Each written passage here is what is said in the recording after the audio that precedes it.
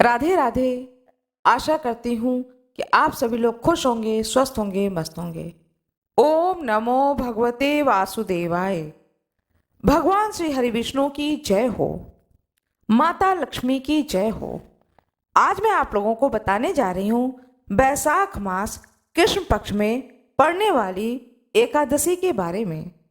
बैसाख मास कृष्ण पक्ष में पड़ने वाली एकादशी को बरूथनी एकादशी के नाम से जाना जाता है। एकादशी महीने में 2 बार आता है, एक कृष्ण पक्ष में, दूसरा शुक्ल पक्ष में। तिथि के अनुसार जो 11 तिथि पड़ती है, उस 11 तिथि को ही एकादशी का व्रत धारण किया जाता है। एकादशी व्रत भगवान श्री हरि विष्णु को समर्पित है। इस दिन भगवान श्री हरि विष्णु की पूजा की जाती है। पूजा का विधान यह है कि प्रातः काल ब्रह्म मुहूर्त में उठकर नित्य कर्म को करके स्नान ध्यान करके भगवान सूर्य को जल देकर देवालय में जो आपके घर में भगवान का पूजा स्थल है, वहां जाकर के सबसे पहले स्वयं को संकल्पित करें कि आज मैंने एकादशी व्रत को धारण किया है, और भगवान श्री हरि विष्णु से प्रार्थना करें कि वो आपको शक्ति दें कि आप एकादशी के सारे नियमों को पूर्ण कर सकें। श्रद्धा भक्ति के साथ में एकादशी के व्रत को धारण करें, विधि विधान से पूजन करें। आइए अब जानते हैं एकादशी तिथि किस दिन है, एकादशी तिथि कब से कब तक है, द्वादशी तिथि कब से कब तक है, राहु काल कब से कब तक है, व्रत खोलने का शुभ समय, पारना का शुभ मुहूर्त क्या है। बरूथनी एकादशी है 4 मई 2024 दिन शनिवार को। एकादशी तिथि का आरंभ है 3 मई 2024 दिन शुक्रवार को रात्रि 11:26 से, और समाप्ति है 4 मई 2024 दिन शनिवार रात्रि 8:41 पर। यह व्रत सभी लोगों का है। वैष्णव संप्रदाय, संत समाज, सभी लोगों का एक ही दिन का व्रत है। यह एकादशी पूर्ण एकादशी एक ही दिन पड़ रहा है, जो कि दिनांक है 4 मई 2024 दिन शनिवार। एकादशी का जो नियम होता है, एकादशी व्रत का जो नियम होता है, वह 10वीं तिथि से आरंभ हो जाता है और द्वादशी तिथि को समाप्त होता है। नियम इस प्रकार से हैं। 10वीं तिथि पर तुलसी पत्र तोड़ लेना चाहिए। 10वीं तिथि पर शुद्ध सात्विक भोजन करना चाहिए। 10वीं तिथि पर किसी भी प्रकार का क्रोध देने वाला भोजन नहीं करना चाहिए। जैसे कि 10वीं तिथि पर उड़द का दाल, लहसुन, प्याज, मांस, मंदिरा आदि का सेवन नहीं करना चाहिए। केवल शुद्ध और सात्विक भोजन करना चाहिए। एकादशी के व्रत को जो कोई धारण करते हैं, उन्हें भी कुछ बातों का ध्यान रखना चाहिए। एकादशी के दिन, व्रत वाले दिन बाल या नाखून नहीं काटने चाहिए। शुद्ध साफ वस्त्र पहनने चाहिए। जिस दिन भी आप व्रत करें, उस दिन फटे कपड़े नहीं पहनने चाहिए। कपड़े साफ हों, धुले हुए हों, ऐसे वस्त्र को धारण करना चाहिए। क्रोध नहीं करना चाहिए।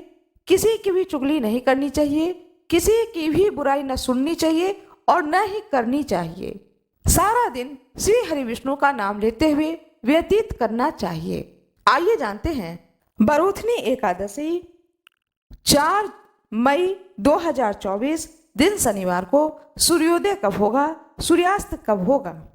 सूर्योदय है 5:33 प्रातः, सूर्यास्त है 6:35 सायं।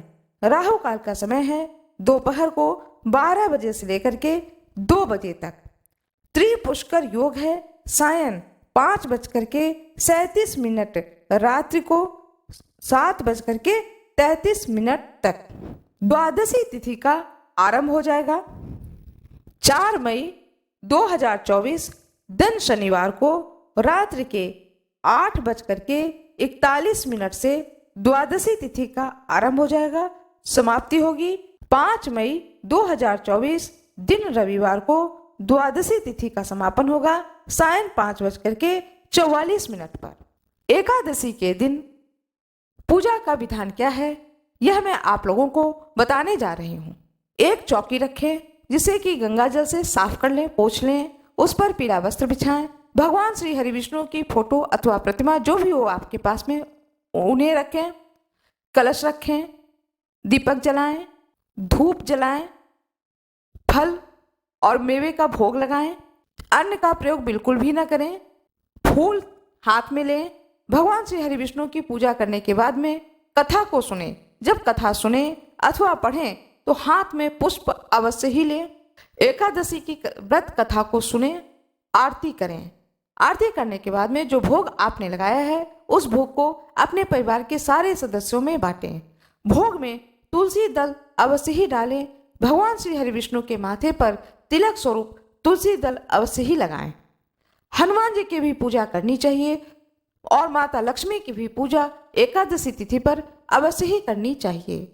सारा दिन ओम नमो भगवते वासुदेवाय इस मंत्र का जाप करते रहना चाहिए। यदि यह मंत्र बड़ा लगता है तो सीताराम सीताराम का ही मंत्र का जाप करते रहें।